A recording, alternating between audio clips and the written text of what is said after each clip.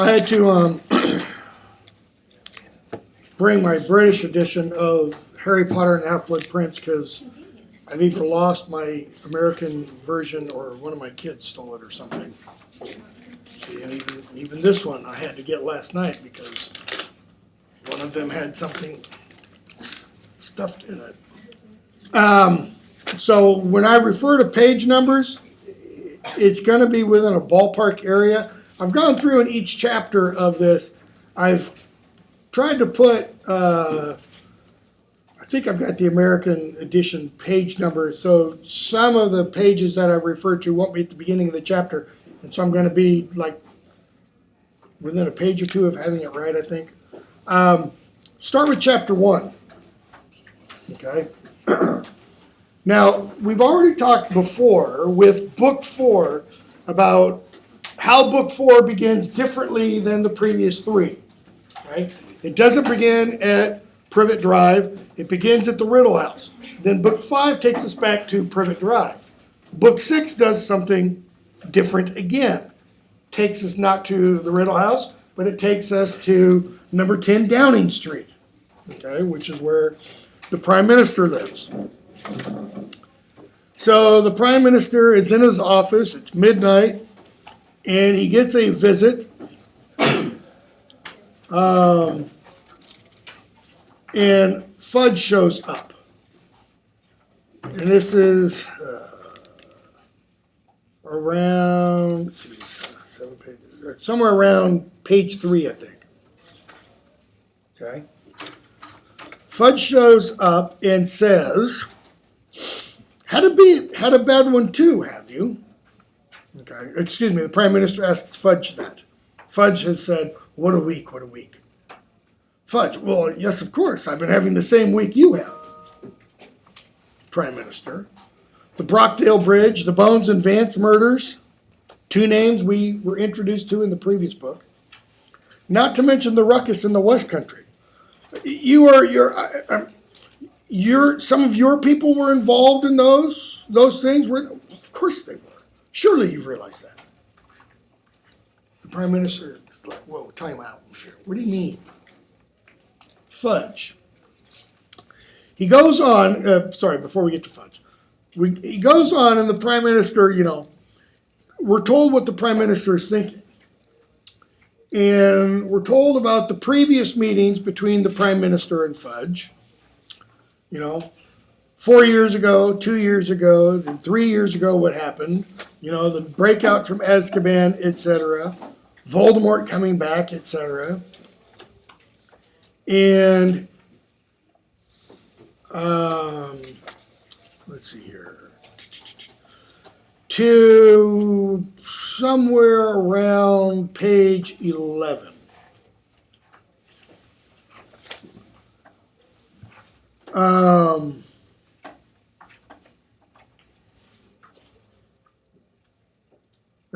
They've been talking about the mass breakout from Azkaban and Voldemort being back, etc.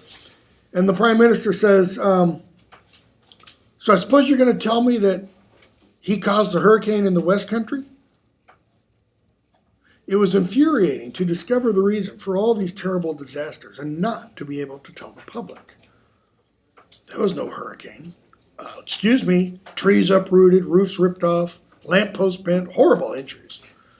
Death Eaters. He who must not be named's followers. And giants. Excuse me, giants, What involvement? He used giants last time when he wanted to go for the grand effect. Okay. Fudge. I won't deny morale's pretty low at the ministry. Well, that and losing Amelia Bones. Who? Amelia Bones. Head of the Department of Magical Law Enforcement. But that murder was in the newspapers. Middle-aged woman lived alone. Nasty killing, wasn't it? Well, police are baffled. Of course they are. Killed in a room that was locked from the inside, wasn't she? No marks of death, etc. Okay. Good song. And then Emmeline Vance. It's got to be the Vietnam literature course. Prime Minister, yeah, it happened just around the corner here. Emmeline Vance's murder. Fudge, if that wasn't enough, we've got Dementors swarming all over the place, attacking people left and right. Wait, I thought they guarded the... Not anymore. And they're breeding. That's what's causing all this mist. The Prime Minister says, wait, you've got to do something. You're responsible. So you think I'm still Prime Minister? I was sacked 3 days ago. Okay? So what has, or Minister of Magic, sorry. What has the Prime Minister of Great Britain learned in this conversation with Fudge? There are giants. Okay, there are giants. There's Dementors are running loose, you know. Death Eaters are running rampant. What else, though? I mean, take all that and apply it a little bit deeper. What had been his understanding about the magical world and the non-magical world? It was They separate. were separate. They were separate. And now, They're the same. They're not. they're not separate. It's not like over here you have the Muggle world, and over here you have the magical world. It's like that. And what is happening? The magical world is now bleeding through, manifesting itself. Come up with whatever term you want.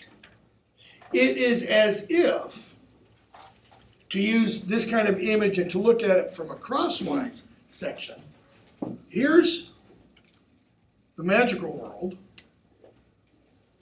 and here's our world. Notice, our world is kind of superimposed upon the magical world.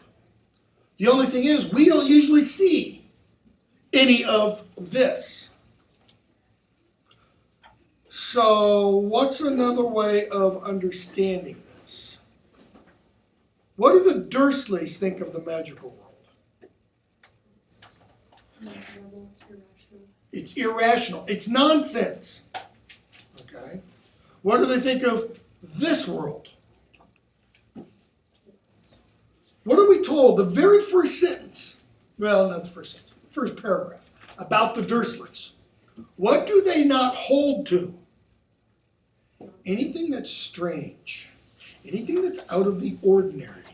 Okay? So, our world is what is ordinary, what's common. Put all that in another way of understanding it. It's what you see. It's that which can be seen, felt, tasted, heard, smelled, if you want. Okay? It's the world of sensory perception. It's empirical in that sense. Okay? What about this one? Can this really be seen, heard, felt, tasted, touched by Muggles? No. What does Dudley see when the Dementors attack? fog. Fog, darkness, fear. What do people see, with all the fog that's around in London? They see fog. What is it really? Dementors running rampant. Okay? So, if this is what's ordinary and common and can be seen, and it's what can be physically verified, in other words, it is what's material, then this is what's unseen. And I think it's safe to say it represents the spiritual. So what do we see happening? We saw, quote unquote, hurricanes in the West Country. We saw the Vance and Bones murders. we saw the collapse of the Brockdale Bridge. Well, what made the Brockdale Bridge collapse? Death Eaters. Were the Death Eaters seen by people? No. So what made the Brockdale Bridge collapse? Something unknown. What ripped out the trees? Did they see them? Okay. So Rowling seems to be setting up this notion that there are things that occur in this level of reality that have no real explanation. But there is an explanation. Where is it? It's in this level of reality. I don't mean that Tolkien, whatever her name is, I don't mean that Rowling really believes there is a wizarding world. I do think, however, because of what she has said, she does really believe that there is a spiritual world. And she seems to be suggesting that some of the problems we have here are because of problems here. Okay? And we're going to see Dumbledore is going to begin to address some of that. Yeah. So is it just like a general sense, because he makes the comment that they had to send the Obliviators out to modify the people's memories who saw what happened? So Yeah, I think so. Yeah, he says that back on like a couple of pages back. But if it's just like if they couldn't really see it, why would they? Office Misinformation has been working around the clock. We've had teams of Obliviators out trying to modify the memories of all the Muggles who saw what really happened. We've got most of the Department for the Regulation and Control of Magical Creatures running around Somerset, but we can't find the giant. Okay? So what does the ministry, the argument is, what actually occurred? Well, she says it's giants running amok. Okay? But what does the world see? Hurricanes. What did the Prime Minister think? Hurricanes. Okay. Does that mean nobody sees?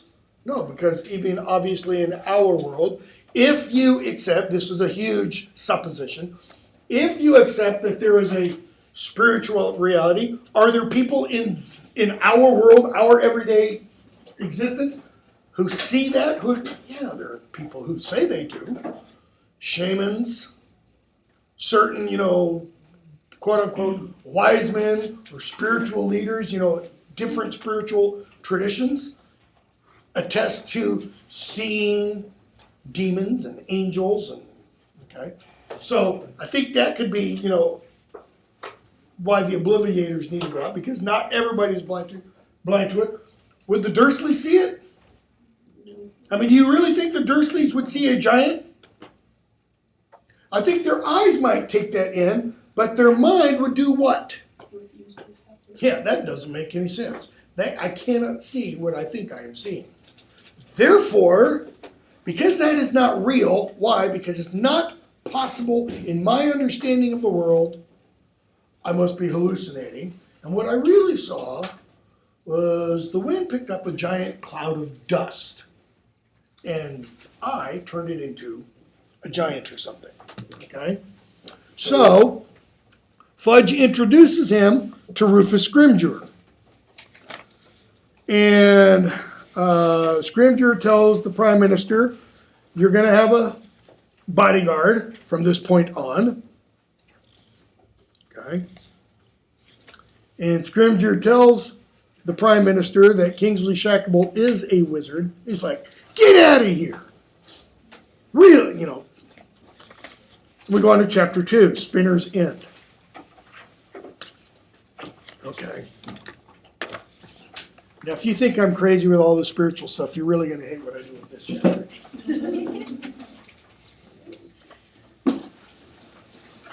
What do we see happen in this chapter, Spinner's End? First of all, where are we? In the Muggle village. In a Muggle village. Next to the train tracks. Okay, next to train tracks. Where in the Muggle village? Whose house?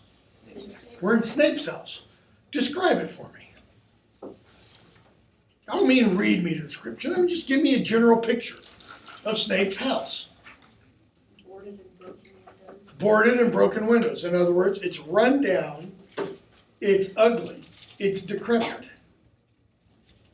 Okay? And we find out in book 7, what house is this? This is probably Snape's real house. This is probably the house Snape grew up in. Okay?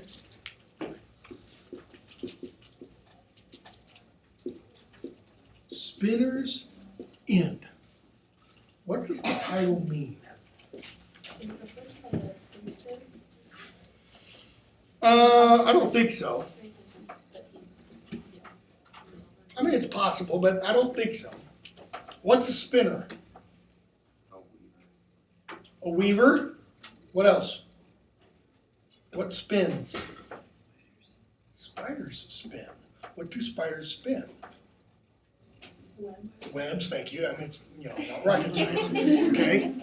So, spinner's end. Spiders spin webs, we're told. Or we've been told. Okay. I want you to think about this for a little bit. Webs of deceit. Okay, well, hold on there. All right, that's good. I'm gonna put that down now. Webs of deceit. End. What does it mean? Stop. Death. Stop.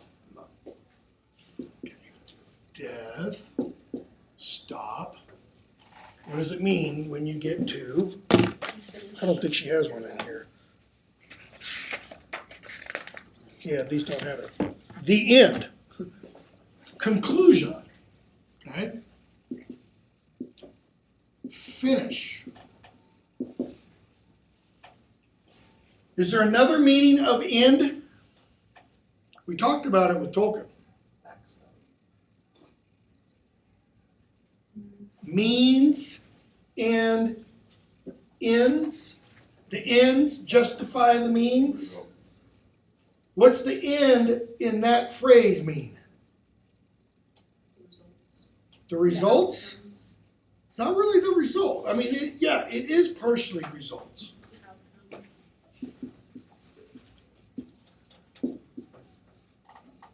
Purpose. The reason for something. Okay? Spinner's end. The reason, the purpose of the spinning. Okay?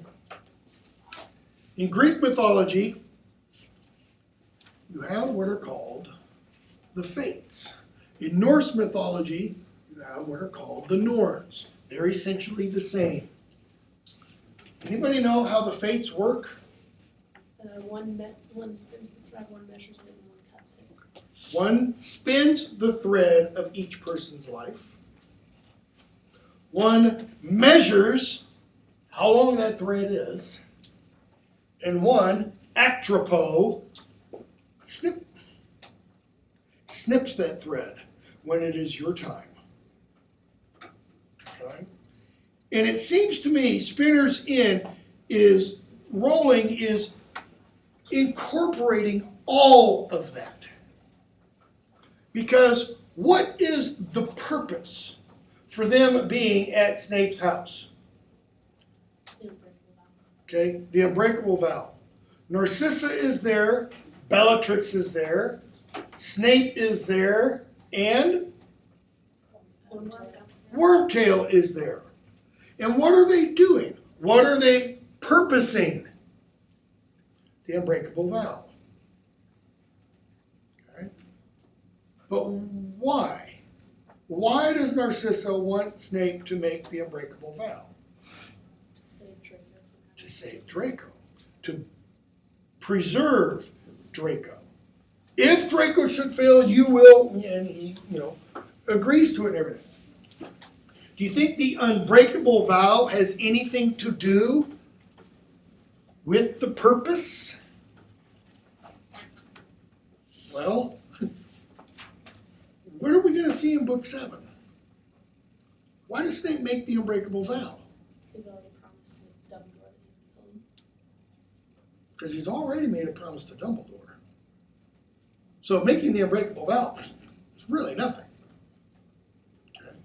So think of end now not only as this, but as this, the conclusion. What is the conclusion? What is the spinning? What is the plotting that they are doing? What will happen to Draco if he doesn't do what he is told to do by Voldemort? He'll be killed. So the end is Narcissa's attempt to do what? Save Draco, or another way of putting it, thwart Voldemort? To stop the Dark Lord from taking her son? Yeah, that's part of it. Okay. So, we hear all the argument. We hear Bellatrix. This is somewhere around page 26. Okay. Actually, maybe 25 or 26. Bellatrix says, I know he believes you. She's talking about Voldemort. And Snape's like, oh, so you think the Dark Lord's mistaken? I'll have to remember that. I'll have to bring that up to him next time I see him. I mean, he implies that. 31. Okay. It's 31 in the English edition. Somewhere 26? 26 in the American. So you think he's mistaken, or that I've somehow hoodwinked him? Fooled the Dark Lord, the greatest wizard, the most accomplished Legilimens the world has ever seen? Now, think of from what we know of Snape and occlumency. What is Snape, in one sense, what's he actually saying there? I've done it. I have tricked him. And if the Dark Lord is the most accomplished Legilimens the world has ever seen, then what must that make Snape? The most accomplished occlumens the world has ever seen. Okay? She's like, well, I did it. Okay? So, Bellatrix goes on, so what have you been doing the last 16 years? He says, I've been gathering information, I've been watching Dumbledore, blah, blah, blah, blah, blah. And finally, at the bottom of the next page, in the American edition, Snape says, the Dark Lord is pleased that I never deserted my post. I had 16 years of information on Dumbledore to give him when he returned. Really? Did he? 16? How long has Snape been teaching at Hogwarts? 14. The last book, when he's examined by Umbridge, he's been there for 14 years. Well, here we are at the beginning of this one. It's still kind of 14 years. But now he's got 16 years of information. Rather more useful welcome back present than endless reminiscences, whatever that word is, memories, of how unpleasant Azkaban is. Yes, Bellatrix, I stayed. I had a comfortable job that I preferred to a stint in Azkaban. In other words, who would really second guess me? So they continue talking. And page 30, 31, she's asked him, so why didn't you kill Harry Potter? And he has said, wouldn't have been such a good idea. Because if I had, around 30, if I had murdered Harry Potter, the Dark Lord could not have used his blood to regenerate. Oh, so you foresaw his use? No.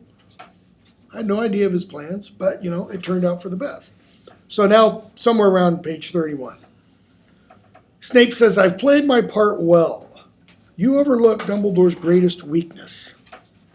Okay, now what is Dumbledore's greatest weakness? Supposedly his ability to love. Okay, what is Snape? Snape tells us what he thinks it is. Trust. He has to believe the best of people.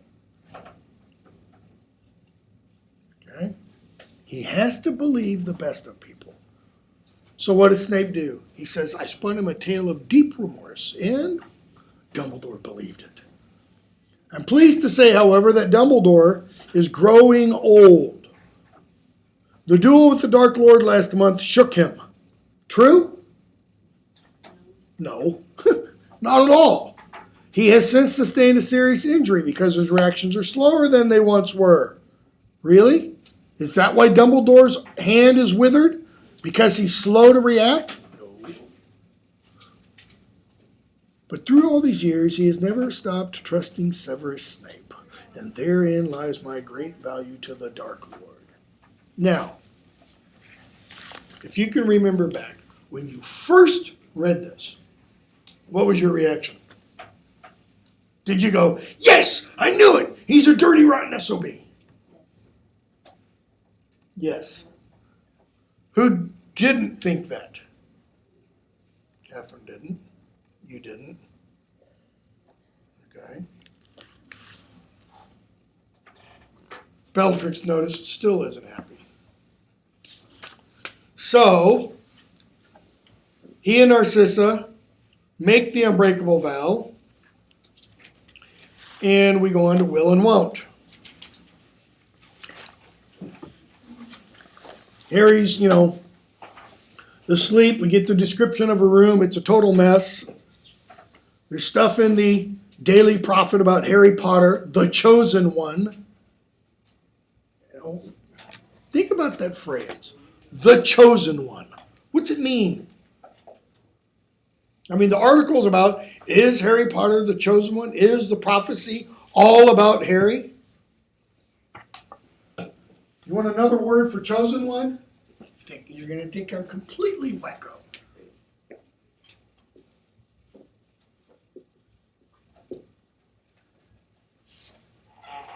That's chosen. Anointed one. Well, after all, the Messiah is what? The one prophesied about all throughout the Old Testament. Okay? What did Malfoy, Sr., call Harry when Harry got out of the trial? Patronus Potter. Saint Potter comes up later. Okay? It's not an accident. And so we start hearing all this talk about, is Harry the chosen one? The anointed one, as it were? Okay? And then we read about Scrimger, succeeding Fudge. And then we read about the ministry guaranteeing student safety at Hogwarts. And then the ministry's really good ideas for how to protect your home and family against dark forces. Okay? Don't leave home alone.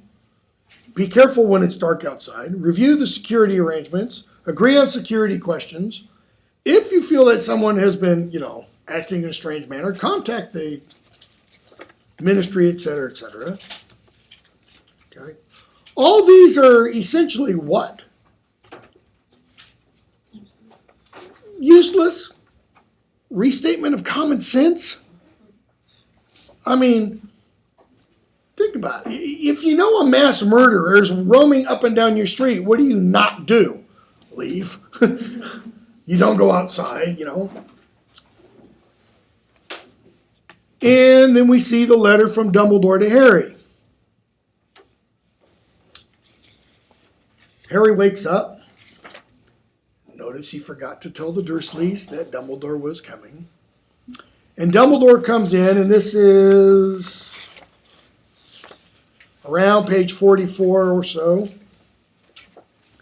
Knocks on the door, the Dursleys answer, and Dumbledore addresses Vernon. Judging by your look of stunned disbelief, Harry did not warn you that I was coming. However, let us assume that you have invited me warmly into your house. It is unwise to linger over long on doorsteps in these troubled times. And he steps in the house and closes the door. He's invited himself in other words. It's a long time since my last visit. I must say your agapanthuses are flourishing. Those are kind of flower out front. Vernon, notice, is dumbstruck. He's looking at this guy, and he can't believe what he's seeing. Because what does he see? There in the doorway stood a tall, thin man with waist-length silver hair and beard. Strange? Oh, yeah. half-moon spectacles, perched on his crooked nose, wearing a long black traveling cloak and a pointed hat. Harry just notices the vein in his uncle's pulse, in his uncle's forehead, pulsing. Why? What is this an indication of? He's angry and he's about to go into cardiac arrest. His heart is beating so hard. Okay. Dumbledore sees Harry, and Vernon says, finally, I don't mean to be rude. Yet, sadly, accidental rudeness occurs alarmingly often. Why does Rowling include that line? What is she saying or suggesting?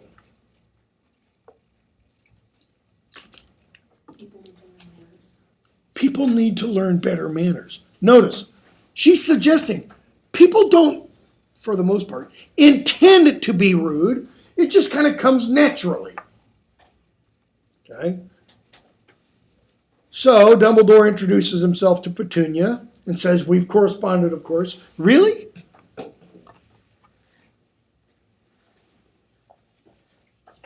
When have they corresponded? When Dumbledore sent the Howler? The first letter. When Dumbledore left the letter with Harry? Book 7? When Toonie wrote all those letters to Hogwarts, begging to be allowed to come? And Dumbledore had to write back saying, sorry, no. Okay. Dudley comes in, grabs his rear end, you know. Shall we assume that you've invited me into your sitting room because they're all just standing around, still being rude? Harry says, aren't we leaving? Indeed, few matters to be discussed first. Okay. We shall trespass upon your aunt and uncle's hospitality only a little longer. Oh, you will you? Yes, I shall. Notice, Dumbledore kind of takes the last word. It's his way of essentially saying, sit down. So he draws his wand and brings the sofa forward so that it hits the Dursleys in the back of their legs and they all fall sitting. We may as well be comfortable. How comfortable do you think they are at this point? They've seen magic in their house again. Sit down. Harry sees Dumbledore's hand and flesh is burned off. I would assume that you were going to offer me refreshment, but the evidence so far suggests that would be optimistic to the point of foolishness. Why? Because they lack manners. So what does he do? He twitches his wand again, which, notice, he'd already put back in his pocket. So now he has to pull it out, but the narrator doesn't tell us that he pulls it out. And what happens? There's a dusty bottle, 5 glasses appear mid-air. The bottle is Rosmerta's finest oak-matured mead. Notice Dudley and Harry are getting to drink. Good mead. Okay? And so what happens? The Dursleys try to ignore their glasses. But the glasses are doing this.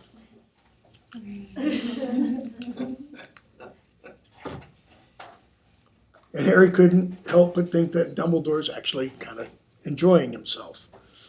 So, he says, first, we need to take care of you and your inheritance. You get everything Sirius had. His godfather's dead? Yes. Harry's like, I don't want anything. And he goes, yeah, but that's the problem. You know, we have to determine who owns Creature. Because if you don't own Creature, what's Creature going to do? Go off to the Malfoys, and that's going to be an issue. So, he calls Creature. Harry gives him an order, and Creature follows it. Okay? And then Dumbledore addresses the Dursleys. So Harry's thinking, I'll just go finish off. And Dumbledore's, no, you wait a bit. And Dumbledore says, around page 52, I think it is. As you will no doubt be aware, Harry comes of age in a year's time. No, says Aunt Petunia. I'm sorry. No, he doesn't. He's a month younger than Dudley. Duddus doesn't turn 18 until the year after next. Ah, Wizarding World, we come of age at 17. Now, as you already know, and he goes on and he tells them about Voldemort. And he says, Harry, whom Lord Voldemort has already attempted to kill on a number of occasions, is in even greater danger now than the day when I left him upon your doorstep 15 years ago, with a letter explaining about his parents' murder and expressing the hope that you would care for him as though he were your own. He pauses. Why does he pause? Effect. He wants that to sink in. I left him with hopes that you would treat him as your own. You did not do as I asked. You have never treated Harry as a son. He has known nothing but neglect and often cruelty at your hands. The best that can be said is that he has at least escaped the appalling damage you have inflicted upon the unfortunate boy sitting between you. And that's like a slap across the face. Oh, mistreat Duddits, what do you... Dumbledore raises his finger and silence. So how have they mistreated Dudders? They've spoiled him. They've given him everything he's ever wanted. He's never had to go without. So what's happened as a result? He's entitled and He's entitled, cruel. He doesn't know how to get something for himself. cruel. He doesn't know how to get anything for himself. He's not very self-reliant. What else? Louder? He's dependent. He's dependent. Okay? What does he lack? According to Moody's teaching. The false Moody. Constant vigilance. Close. The Character. Yeah. He lacks character. Because how do you get character? Through strife. Through adversity, through struggle, through suffering. The magic I evoked 15 years ago means that Harry has powerful protection while he can still call this house home. However miserable he's been here, however unwelcome, however badly treated, you have at least grudgingly allowed him house room. This magic will cease to operate the moment Harry turns 17. In other words, the moment he becomes a man. I only ask this. Allow Harry to return once more to this house before his 17th birthday. Does he mean the Christmas and Easter holidays? No. None of the Dursleys said anything. Dudley's frowning, trying to work out how he'd ever been mistreated. Uncle Vernon looked as though something was stuck in his throat. And Aunt Petunia was flushed. Why? Because she understands what Dumbledore's saying and she's embarrassed. What's another word for embarrassed? Shame. She's ashamed. She feels shame. At what? Okay, How she treated her sister's kid. for how she treated her sister's son. That she didn't show him love. Okay? So they go off. And Harry and Dumbledore disapparate, and they go to the village of Budleigh Babberton. How many pages off? 3 pages off. And they make their way to Slughorn's. And Harry asks, around page 59, well, can't we just apparate directly into his house? Dumbledore, well, yeah, we could. But it would be quite as rude as kicking down the front door. Courtesy dictates we offer fellow wizards the opportunity of denying us entry. Okay? So they keep talking. And Harry asks, what happened to your hand? Dumbledore, I have no time to explain now. It's a thrilling tale. I wish to do it justice. Does he? Does he ever tell Harry what happened to his hand? No. It takes Harry months to figure out what happened to Dumbledore's hand. Okay? And Harry starts to talk to Dumbledore about the Ministry of Magic leaflet and such. And then Harry says, the leaflet mentioned Inferi. What are they? Corpses. We would call them what? Zombies. You know, there's the whole zombie fetish today. Dead bodies that have been bewitched to do a dark wizard's bidding. Not been seen for a long time, but when Voldemort was powerful, he used them. Okay? So they go into Dumbledore's house, Slughorn's house, and it's a wreck and everything. And they finally talk to Slughorn. And I'm skipping a whole bunch.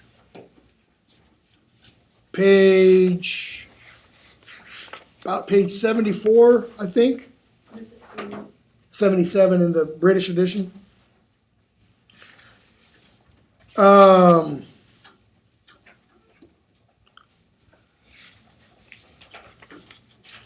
After Slughorn agrees and Harry and Dumbledore are leaving, Harry tells Dumbledore, I've been thinking about the words of the prophecy. Dumbledore says, yeah. And Harry says, somewhere around 73 or 77 in the British version, or it might be 74, sorry. Harry says, while I was at the Dursleys, I realized I can't shut myself away or crack up. Sirius wouldn't have wanted that, would he? Anyway, life's too short. I mean, look at Madame Bones. Look at Emmeline Vance. Could be me next, couldn't it? But if it is, I'll make sure I take as many Death Eaters with me as I can. Voldemort, too, if I can manage it. Dumbledore. Spoken like your true father's son. That's the way James would have it, Harry. What's Harry showing here?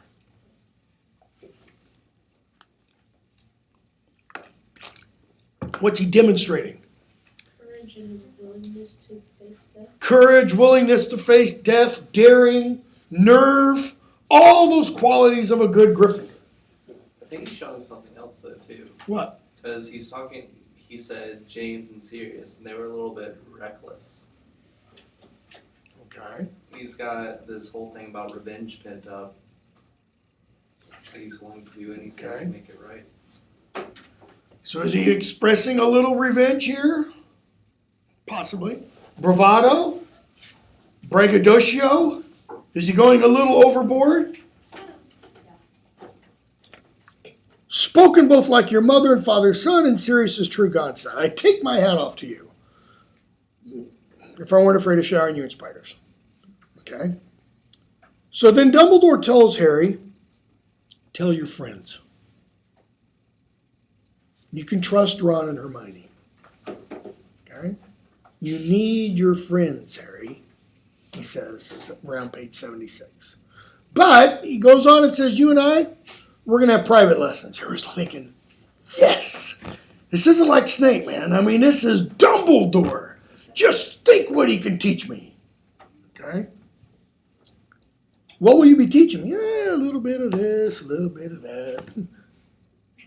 What does the little bit of this and little bit of that never entail? Wand work. He never learns a super duper spell, like that rope spell that Dumbledore used in the death room.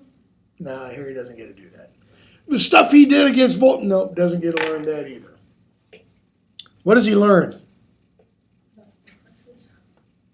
And memories. A little bit about Horcruxes and memories. In other words, what kind of teaching is it? It's like teaching in here. It's boring. It's knowledge. Ugh, It's nothing fun and practical, like mixing potions or growing deadly plants or figuring out how to turn a water bottle into a snake or. So Harry's thinking about his owls, and we go on to chapter 5. An excess of phlegm. So Harry tells them Slughorn's coming back. Mrs. Weasley says he taught them. And Harry notices in the Weasley's kitchen that wonderful clock Mrs. Weasley has. All the hands are lined up to mortal peril. Okay. Why? Because pretty much everybody in the wizarding world is now in mortal peril, unless they're on Voldemort's side. Okay. So Harry talks to Ron, and Hermione tells them. Fleur tells Harry that she and Bill are going to be married, and Ginny comes in, and they talk about Phlegm, as Ginny calls her. They talk about Sirius. I'm going to skip a whole bunch. And then they get their owls. And let's see how Harry does in his owls. Okay, now remember, McGonagall talked to Harry about being an Auror, what kind of grades he needed, okay, to move on to the next level. This is somewhere around page 100 or so. 102?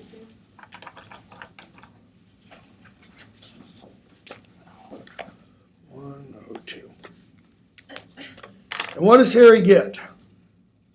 And we find out the grades: outstanding, exceeds expectations, acceptable, poor, dreadful, troll. Be kind of neat if we had those grades. Astronomy, he gets an A. Why?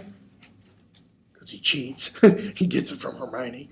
Care of magical creatures, he gets an E. Charms, an E. Defense against the dark arts, outstanding. Why? Because he did the Patronus, on Little Mr. Toffee. He taught that class half the year. Yeah, and he taught it half the year. And he even taught the students, Neville included, to produce a Patronus. I feel like if you teach Neville how to do anything, you should get Pretty much.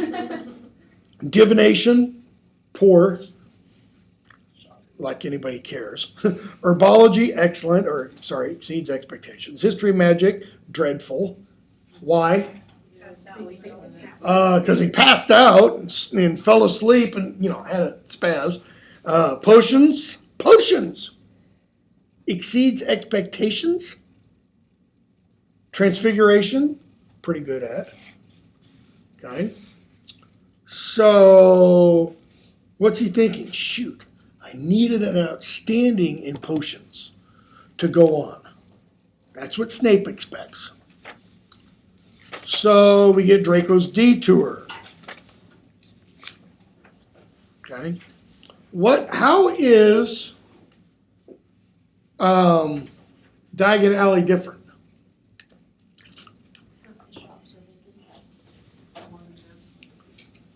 Shops are boarded up and closed. People are missing. But there is a new shop, right? Fred and George have opened up. And they go into Fred and George's, and Fred and George offer Harry pretty much whatever he wants, but they charge Ron, etc. And they follow Draco. I'm going to skip a whole bunch because we've got to try to get through this in at most 3 days, because Deathly Hallows is going to take longer. And the next chapter, the Slug Club, where we see Slughorn inviting people, down to his party in the other train. And who gets invited there? It's kind of interesting. Harry gets invited, obviously, because he's Harry Potter. Ginny? Why? She did a back hex. Ginny's really good with hexes. Okay. Who else? Neville? Why Neville? his parents. Probably his parents. But Dumbledore also says that Slughorn is a really good way of being able to tell that people are going to turn out well. Slughorn kind of has an innate sense of being able to determine who's going to amount to something. So it could be that he recognizes Neville's a diamond in the rough, so to speak. All right? And there's a bunch of other people. And what does Harry do just before the end of the chapter? And what does it result in? He sneaks into sleep. Puts on his invisibility cloak. Follows Malfoy into his compartment. Blaze. Yeah, follows Blaze, sorry. Into Malfoy's compartment so he can overhear what Malfoy's doing. And accidentally does what? Once. Grunts and shows part of himself so that Malfoy knows. And then we see, trying to think if this is the first time. Yeah, we really see for the first time a real description of what? Violence. When Malfoy stomps on Harry's face. I mean, that's not, he just, gently pushes down. He stomps on his face. Blood squirts out all over. Okay? And Harry's left there until Tonks comes and rescues him. Okay? Tonks takes him up to the castle where he meets Snape, and then Snape walks him the rest of the way. And I'm going to... Hold on. Plus 7 pages. Around page 167 or so. It's the beginning of the year feast. And Dumbledore addresses the students, tells them how dangerous the world is. It says the castle's magical fortifications have been strengthened, etc. But he says, abide by the security restrictions.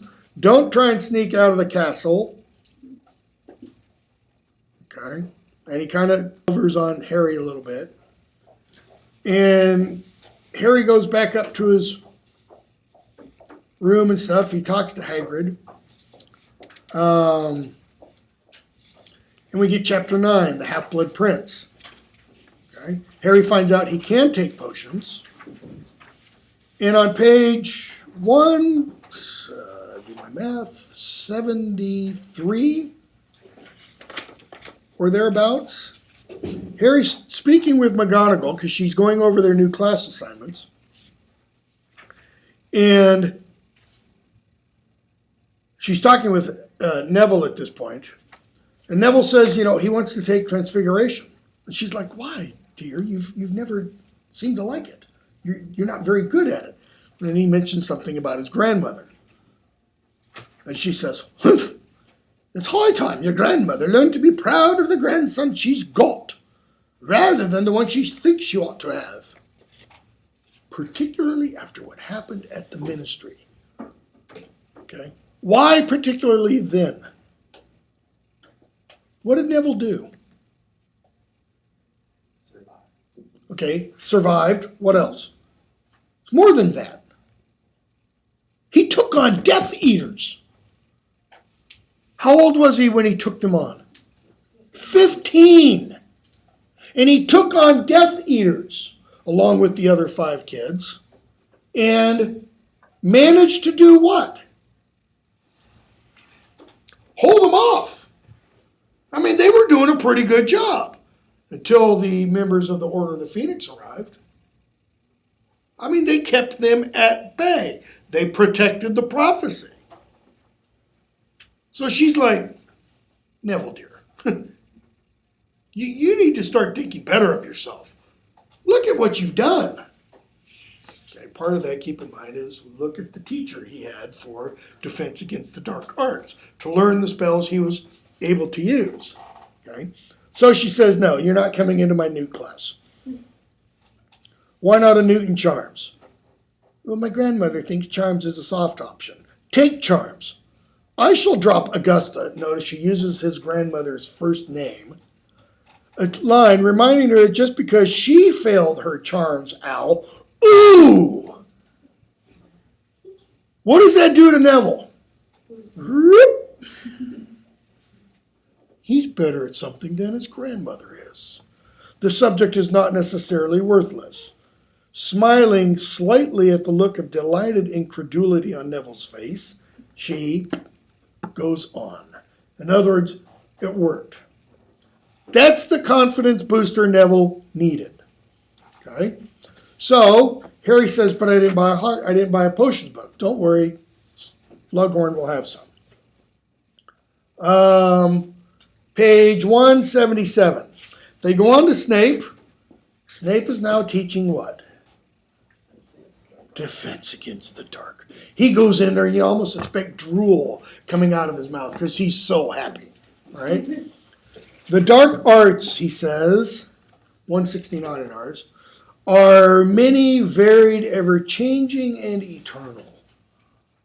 Fighting them is like fighting a many-headed monster, which each time a neck is severed sprouts a head even fiercer and cleverer than before. You are fighting that which is unfixed, mutating, indestructible. Okay? And Harry's thinking, it's one thing to respect the dark arts, but to speak of them with a loving caress in your voice? Well, why does Snape speak of them like this? What? I'm trying to think how to put this. How do the dark arts affect people? I don't mean how do they affect people when they're used on you. They're perfect. It's the exact word I was thinking. They are seductive. I mean, they're like, come here. Let me show you something. Let me give you secret knowledge. All right? Your defenses must therefore be as flexible and inventive as the arts you seek to undo. Well, if there's one thing we know about Harry, he is flexible and inventive. And he shows them pictures that give a fair representation of what happens to those who suffer, for instance, the Cruciatus curse. He could just point to Neville, and Neville could go, been there, done that. Feel the Dementor's kiss. Or provoke the aggression of the Inferius. Parvati. Ooh, has an Inferius been seen then? The Dark Lord has used Inferi in the past, which means you'd be well advised to assume he might use them again. In other words, what is Snape suggesting? This kind of class, it's not going to be all theory. He's not going to teach the way Umbridge taught. All right? So Hermione answers a question, and it's a verbatim response from a book. Why? Because Hermione probably has a photographic memory. If it's not been clear, it should be clear by this point. She remembers everything she reads. Okay? So Snape goes on to tell them about nonverbal spells. And he turns his wand on Harry, utters a spell, and Harry does Protego. Snape's knocked off balance. Do you remember me telling you we were practicing nonverbal spells, Potter? Yes, says Harry. Yes, sir. There's no need to call me sir, Professor. And Harry realizes, oops. Detention, Saturday night, my office. I do not take cheek from anyone, Potter, not even the chosen one. Ron, way to go. Of course, Ron doesn't have detention with Snape. If you're going to get detention, who do you want detention with? Oh, come on. Hagrid. Hagrid is a ball. Hagrid is a blast. I mean, what do you do when you have detention with Hagrid? You go off to the Forbidden Forest. What's the first word of that phrase? Forbidden. If it's forbidden, you want to do it. Okay? So Harry gets a letter from Hagrid saying, Harry gets a letter from Dumbledore. Our first lesson will be Saturday night. Harry's thinking, yes. I don't have to do detention with Snape. Not true. Notice Dumbledore's not going to diss any professor. He'll just have to do it at a different time. So they go off to Slughorn's class, and Slughorn shows them Polyjuice Potion, and Hermione's like, yeah, I've been there, done that. Okay? And then he shows them Felix Felicis, liquid luck. And everybody kind of, what's this? You can actually make a potion for good luck? Like, who wouldn't be doing that every day? You know, just chugging that stuff. Why don't people drink it all the time? Terry Boot asks.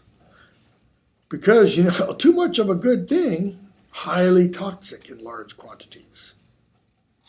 Michael Corner, have you ever taken it? Twice. Once when I was 24, once when I was 57. 2 tablespoons taken with breakfast, perfect days. Okay? So, who wins the Felix Felicis? Harry. Why? Because he's using the potions book from the Half-Blood Prince. And then we get chapter 10, the House of Gaunt. Harry's first lesson with Dumbledore.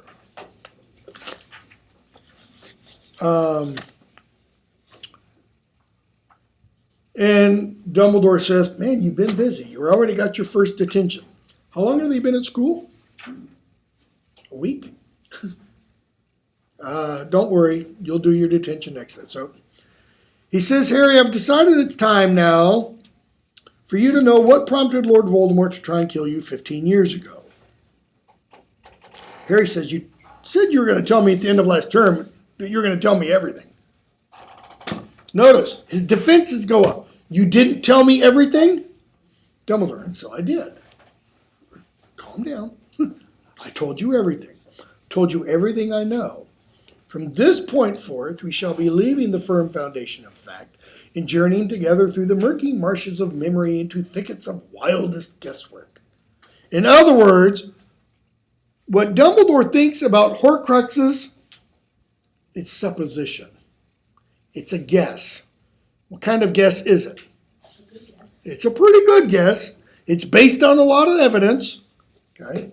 Harry, but you think you're right? Duh. Who doesn't think they're right? Okay? He says, but I, forgive me, being rather cleverer than most men, my mistakes tend to be correspondingly huger. So Harry says, and this has something to do with the prophecy, right? It'll help me survive? It has a very great deal to do with the prophecy. Okay? So Harry asks, where are we going? Trip down Bob Ogden's memory lane. So they go into Bob Ogden's memory. And what do we see? We see a little man, and he goes up and he meets this guy at this hovel, this shack. And Dumbledore says, I'm assuming you understand this. And Harry goes, yeah. You don't?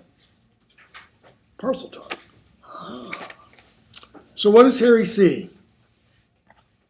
He sees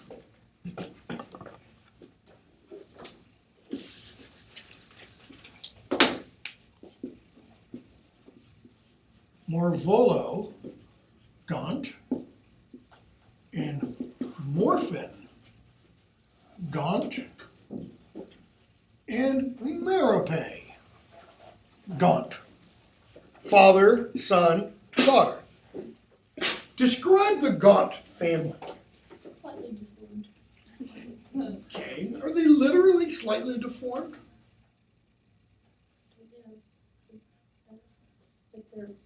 Are they hunched over? They're kind of like our equivalent of white trash. Okay. So what has happened to them? Are they just down on their luck? They're Too proud. okay. What else? Look at the last name. What does gaunt mean?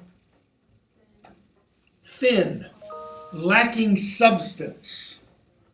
What has happened to their substance? It's disappeared. Has it disappeared? It's been wasted away. It's been wasted away. Okay. They are the last what? Descendants of Salazar Slytherin. Last surviving descendants of Salazar Slytherin. Okay. But Gaunt is still, even though he's Gaunt, very proud. So Harry witnesses all of this memory, and we're going to skip a bunch. Hold on. And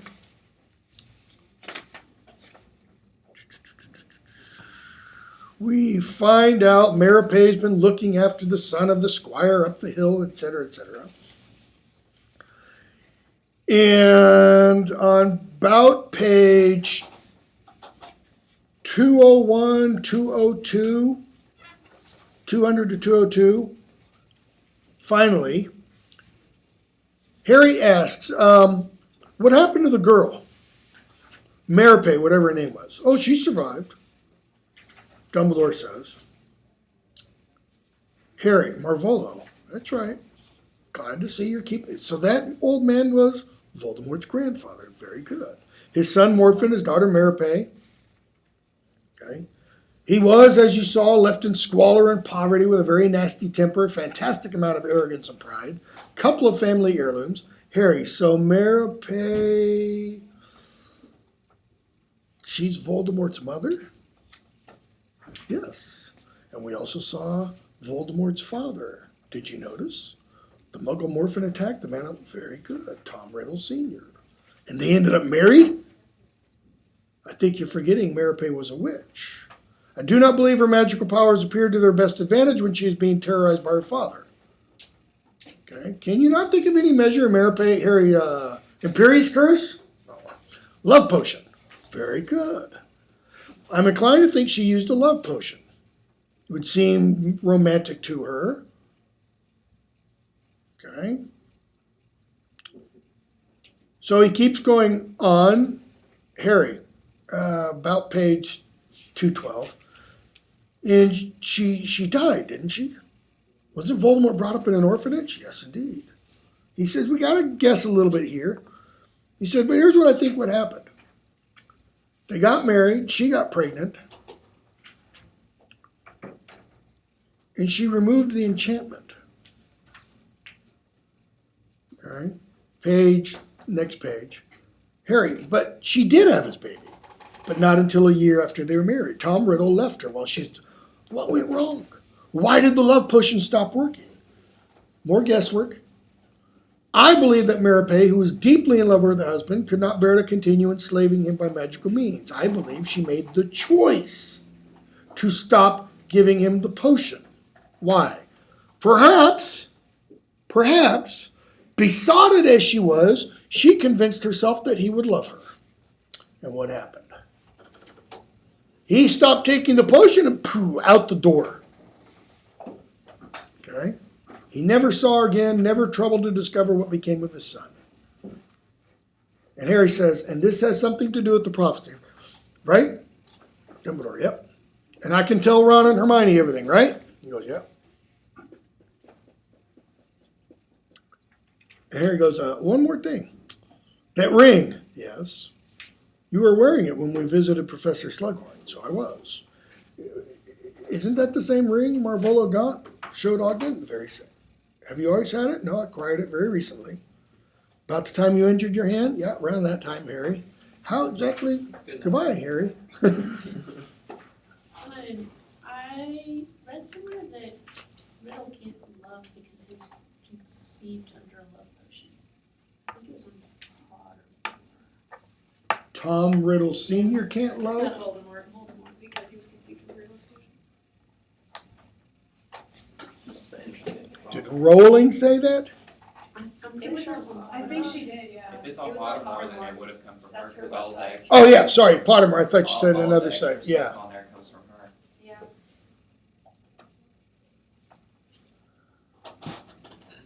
It might take me 15 minutes to process that. So she says Voldemort can't love because he's conceived under a love potion. Wow. That is really asinine. Well, here's why. We're going to jump to the end.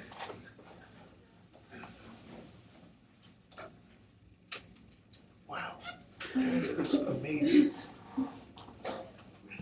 In book 7, no, take that back. It's in here.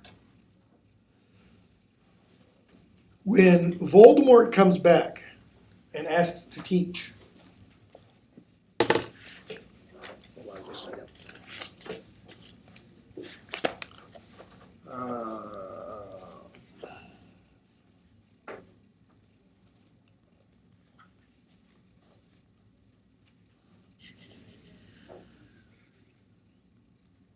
What chapter is that?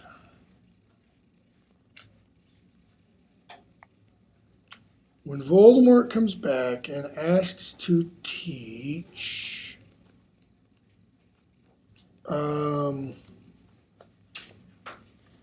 Lord Voldemort's request. It is chapter 20, towards the end. He and Dumbledore are talking.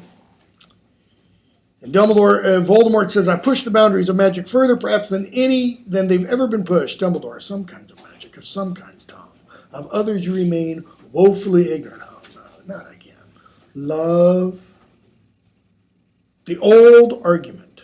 But nothing I've seen in the world has supported your famous pronouncements that love is more powerful than my kind of magic.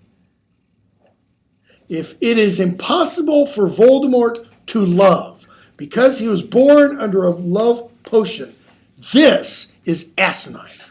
This whole conversation makes absolutely no sense.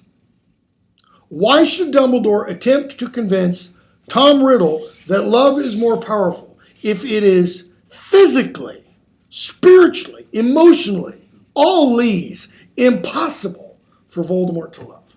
At this point, Dumbledore might not have known. Okay. The internet claims she said it. I don't know how much you can say. If the internet claims it, it must be true. Okay? Dumbledore, perhaps you've been looking in the wrong places. Okay, then what better place to show me love than here? So what does Dumbledore mean when he says perhaps you've been looking in the wrong places? Where's Tom Riddle been looking? Where's Tom Riddle experienced love? Did he experience it at the orphanage? You could say they took him in. Okay? How about when he was invited to come to Hogwarts? Did Dumbledore have to invite him? Just because you're magical doesn't mean you have to be invited. After all, Dumbledore didn't have to invite Hagrid. He didn't have to invite Lupin. Armando Dippet didn't have to invite Hagrid. Dumbledore didn't have to invite Lupin. Lupin was already a werewolf. And Dumbledore invited him to come. As a student. Okay? I mean, if she really says that, it just blows so much, I think at least, of what the novels mean.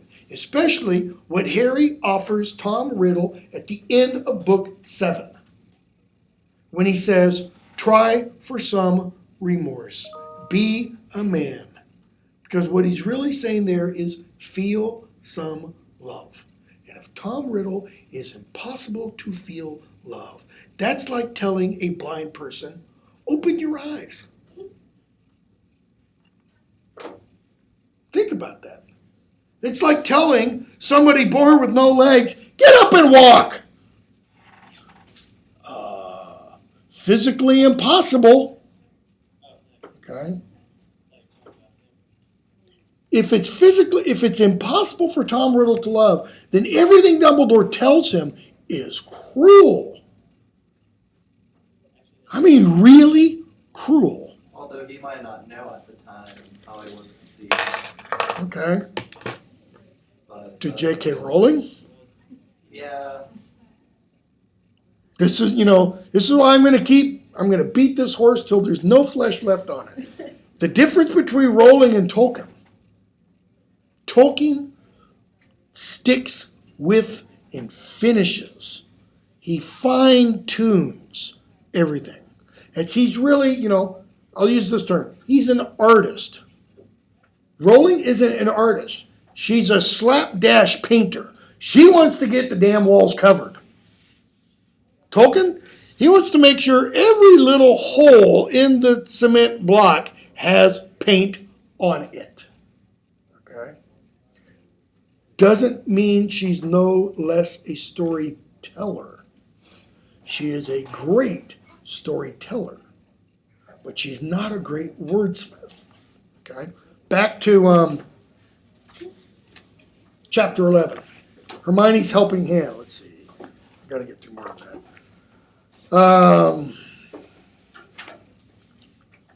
They're talking about, what's going on at Hogwarts and stuff at the time, what's going on in the outside world.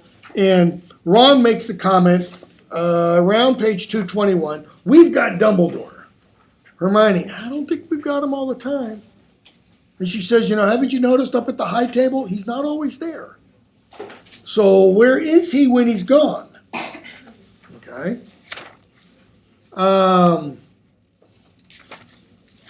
You got the Quidditch tryouts and all that kind of stuff, which I'm going to skip.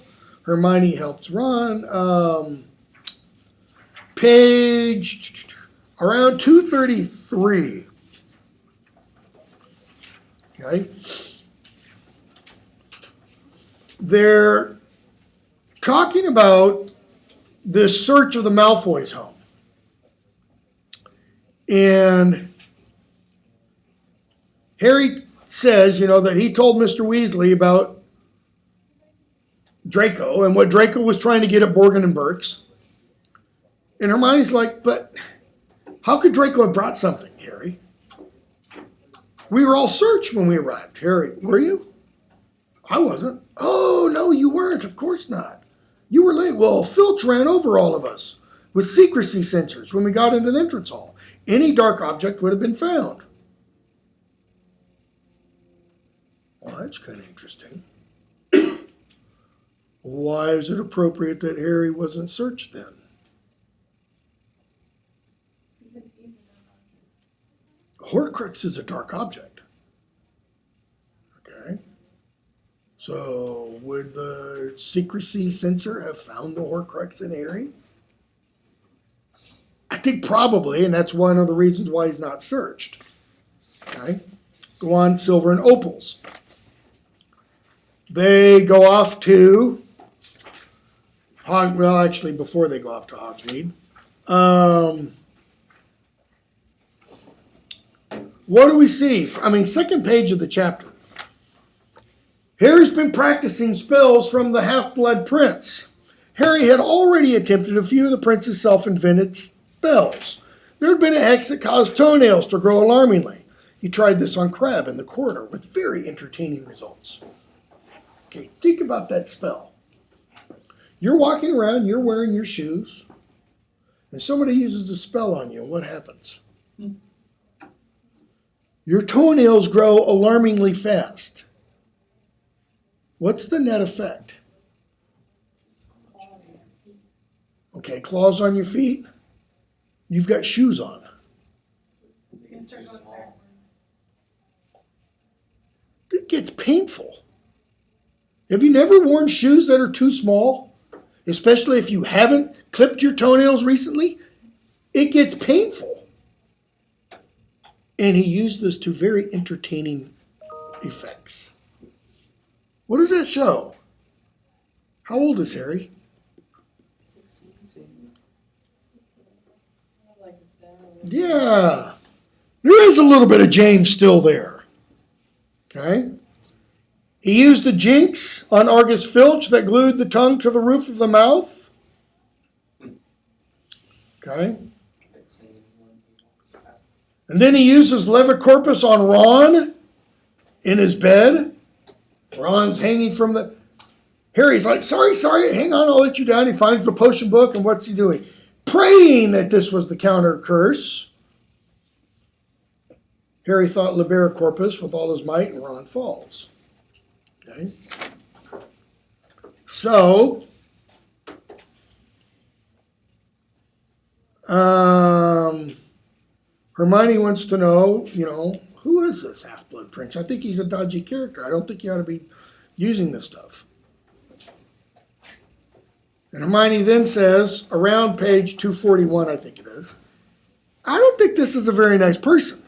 Harry, well, I don't see where you get that from. I mean, if he'd been a budding Death Eater, he wouldn't have been boasting about being half-blood, would he? Yeah, he would. Half-blood, the good blood, the wizarding blood. Okay.